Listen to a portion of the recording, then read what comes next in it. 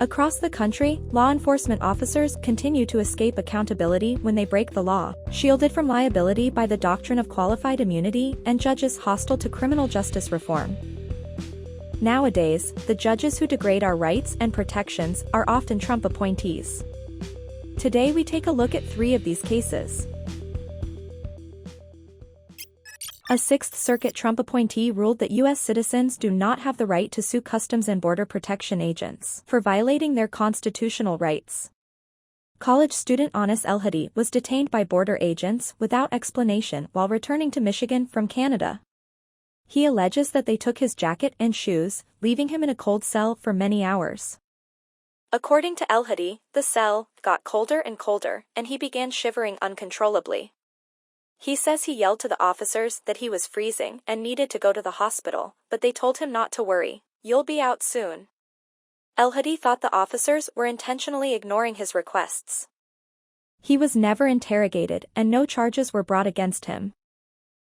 Elhadi sued, arguing that the conditions of his detention violated his Fifth Amendment due process rights and seeking damages under Bivens, which provides that a federal officer can be sued for violating constitutionally protected rights.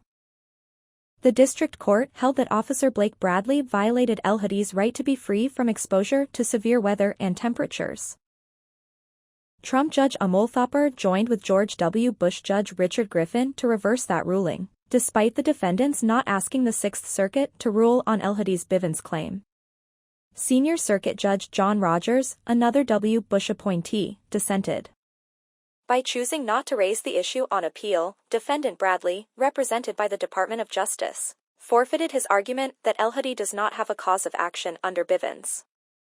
As a general rule, we do not reach forfeited arguments. That rule should apply especially in cases such as this one, which involves a difficult question about the reach of Bivens that the government repeatedly declined to ask us to address. Although the court has recently limited the reach of Bivens, it does not necessarily follow that U.S. citizens have no remedy if they are abused within the United States by their own Border Patrol officials. It is thus imprudent to reach the difficult Bivens question on this appeal when government counsel for Bradley repeatedly indicated that he was not raising the issue. A Trump judge cast the deciding vote in dismissing a lawsuit against San Diego police officers for negligently causing the death of a woman in their custody. Alea Jenkins, a young black woman, was arrested at a traffic stop in 2018 for an outstanding drug possession warrant. Before even being transported away from the scene, Jenkins began repeatedly vomiting. During the drive to police headquarters, Jenkins complained of feeling sick and asked Durbin for water several times. She repeatedly asked Durbin for help, and at one point screamed in distress and said, "Please, help me." Durbin ignored her repeated pleas for help and dismissed them. At one point during the drive, Durbin got out of the car and reprimanded Jenkins, telling her to knock it off and telling her, "You're fine." The drive to police headquarters took over an hour.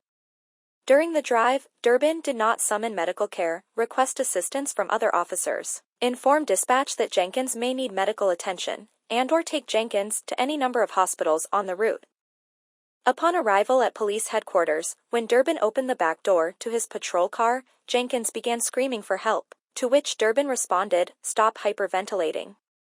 You're doing that to yourself." He also told her she was faking it, and that it could lead to another charge if she continued to resist. After arriving at the police station, Jenkins was found unresponsive in the patrol car.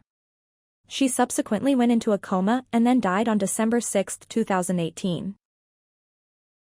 Jenkins's family sued Durbin and others on behalf of her son for failing to summon medical care and causing Jenkins's death. The district court dismissed the complaint without allowing discovery, claiming the officers were entitled to qualified immunity. Ninth Circuit Trump Judge Patrick Bumade joined with George W. Bush appointee D. Michael Fisher in upholding the dismissal, finding that the complaint failed to adequately allege objective unreasonableness or objective deliberate indifference. Judge Paul Watford, an Obama appointee, dissented. The majority opinion offers a truncated and highly sanitized account of the events giving rise to this lawsuit. The complaint also expressly incorporates a publicly available body camera video that captures many of the relevant events, yet the majority opinion turns a blind eye to most of what that video depicts as well. Officer Durbin did not, as the majority opinion suggests, make a mistake as to whether the law required him to summon medical care because the signs of medical distress Ms. Jenkins exhibited were non-obvious.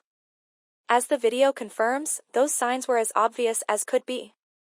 Officer Durbin decided to ignore them because he thought, incorrectly, that she was faking her condition. A Trump judge cast the deciding vote in revoking a district court's compassionate release order of a black man, who has already served 22 years in prison. John Bass was convicted of murder in relation to drug trafficking in 2003 at 34 years old, and sentenced to life in prison without the possibility of release. Now 51 years old, Bass requested compassionate release due to the spread of COVID-19 at the prison, and multiple pre-existing conditions that place him at increased risk of severe illness from the coronavirus. District Court Judge Arthur Tarnow, a Bill Clinton appointee who presided over Bass's trial and sentencing, granted his request for compassionate release.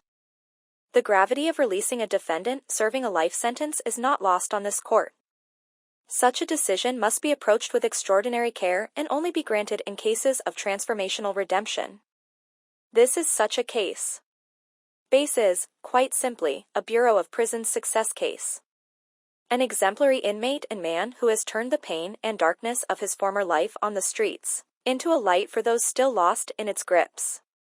He has proven that he has more than enough self-motivation to continue his rehabilitation journey outside of the confines of prison.